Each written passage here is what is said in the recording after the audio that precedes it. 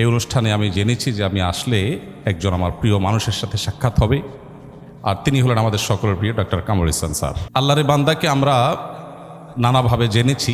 তিনি বিভিন্ন মানুষের রোগীদের যেভাবে সেবা দিয়েছেন এবং নিজেকে যেভাবে উজাড় করেছেন, সামনে প্রশংসা করা যদি শরিয়াতে প্রশংসনীয় বিষয় হতো তাহলে আমি অনেক কথা বলতাম। শুধু এটুকু বলি, আল্লাহ রাব্বুল আলামিন তাকে সর্বোত্তম বিনিময় দান করুন।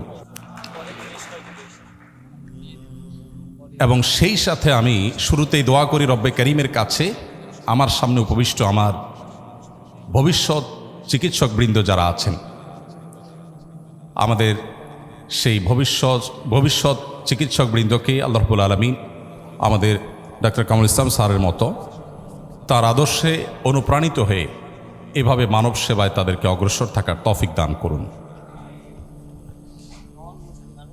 আপনারা যদি সবাই স্যারের মতো এরকম আন্তরিক হন, উদার হন, তাহলে আমাদের এই গরিব দেশের টাকা পয়সা আমাদের পার্শ্ববর্তী দেশে কিংবা ব্যাংককে আমাদের আর রেখে আসতে হবে না।